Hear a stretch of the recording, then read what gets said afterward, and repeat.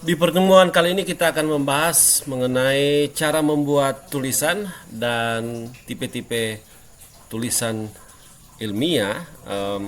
Kemudian nanti kita akan langsung coba membuat prakteknya seperti apa sih.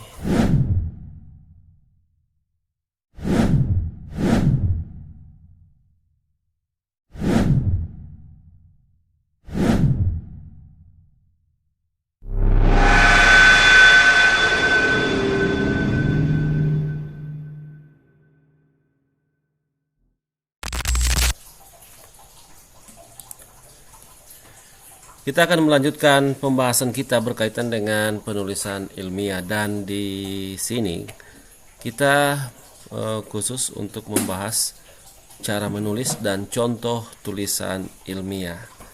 Untuk mata kuliah penulisan ilmiah yang materinya merupakan lanjutan dari materi sebelumnya. Nah, bicara soal tulisan, kita tahu kalau tulisan itu umumnya bisa kita lihat, bisa kita pahami. Ada tulisan yang serius, ada tulisan yang tidak terlalu serius. Dan tulisan-tulisan yang saya sebutkan di situ, kemudian pasti kita akan berpikir bagaimana dia menulis ini, sehingga menjadi salah satu bahan bacaan yang dibaca oleh beberapa orang yang memang memilih tulisan itu berdasarkan apa yang diinginkan. Nah, kita akan membahas satu persatu seperti apa sih, bagaimana sih memulai tulisan. Hari ini tanggal 28 Januari 2024 dan besok tanggal 29 Januari teman-teman akan memasukkan tugas berkaitan dengan penulisan ilmiah yang saya sudah sampaikan. Saya lihat dulu.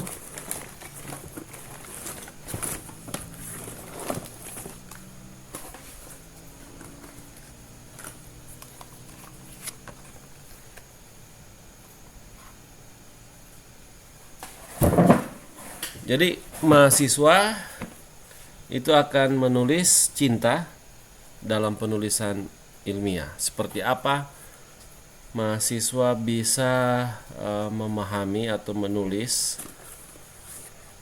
Ya, kalau bicara soal cinta kan kita mudah untuk mengetahuinya. Tapi bagaimana ketika hal yang mudah itu dituangkan dalam bentuk tulisan ilmiah?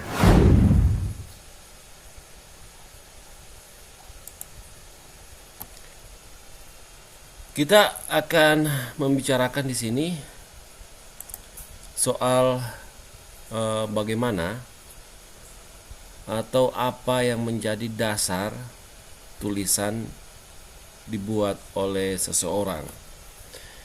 Setidaknya ada 4 bagian yang perlu diketahui kita, bahwa umumnya jadi kalau kita bicara soal tulisan,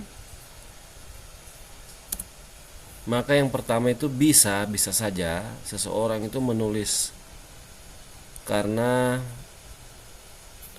ada pengalaman, baik pengalaman yang memang ya yang dia rasakan atau dia alami, atau pengalaman yang dia lihat. Karena itu dia coba untuk menuangkan semua hal terkait pengalaman itu dalam bentuk tulisan. Artinya seseorang itu terinspirasi. Kemudian yang kedua,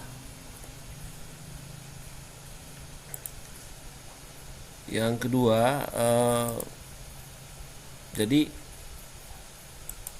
seseorang itu dia ingin menulis karena ya memang dia punya minat. Sebagai contoh, ketika kita memang suka membuat puisi, maka kita akan menulis sejumlah puisi. Bisa saja dalam sehari itu kurang lebih dihasilkan 10 puisi. Kalau memang kita suka membuat lagu, maka kita akan menulis lirik-lirik lagu. Dan kalau memang kita suka menulis novel, ya kita memang akan membuat tulisan novel, komik, film, dan seterusnya. Dan yang ketiga, tulisan itu dibuat ya memang karena didorong atau dipengaruhi oleh profesi tertentu. Ya, seperti jurnalis, dosen, guru, atau yang lain. Dan yang keempat, yang terakhir, tulisan itu dibuat oleh seseorang karena ada imajinasi. Nah, jadi baik poin pertama sampai dengan poin keempat, tulisan itu tidak semua dapat dilihat sebagai tulisan ilmiah. Artinya ada karakter-karakter tertentu yang memang itu hanya khusus dimiliki oleh tulisan ilmiah. Baik karena pengalaman, baik karena minat, baik karena profesi, atau karena imajinasi.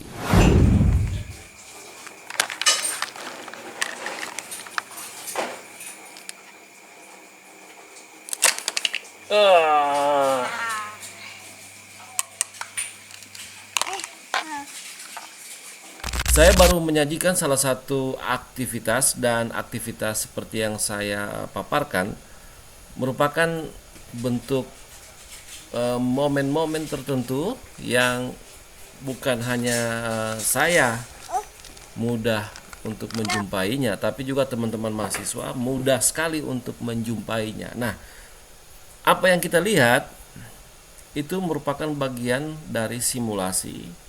Contoh misalnya berkaitan dengan video yang sudah saya sempat paparkan tadi, itu merupakan simulasi bagaimana kita melihat subjek atau melihat objek, kemudian ini yang membuat kita terinspirasi.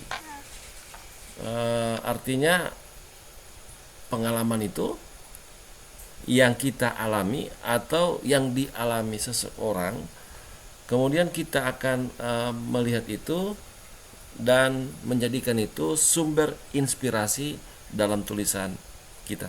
Tapi yang jadi pertanyaan di sini, apakah yang kita lihat itu kemudian kita tuangkan dalam bentuk tulisan bisa menjadi tulisan ilmiah?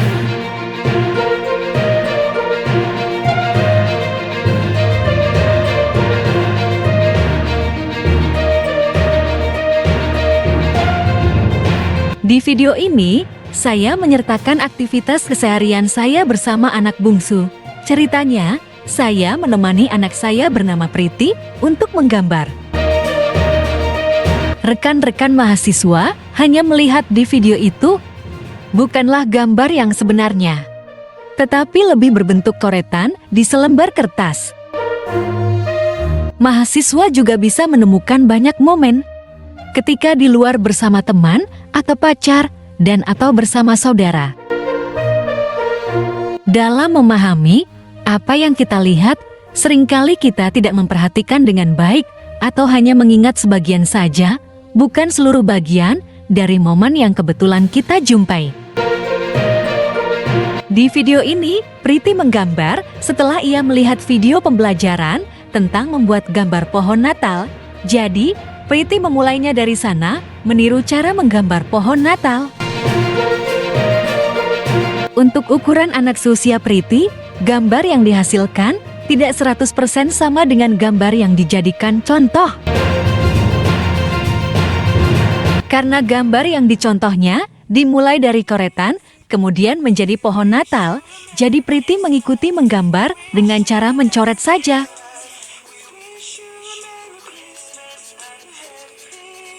Ada beberapa hal yang bisa kita ambil dari berupa catatan-catatan penting berkaitan dengan penulisan ilmiah dari video yang saya paparkan. Salah satunya berkaitan dengan dasar seseorang itu mulai membuat tulisan. Dan pertanyaan selanjutnya berkaitan dengan video yang sudah saya paparkan.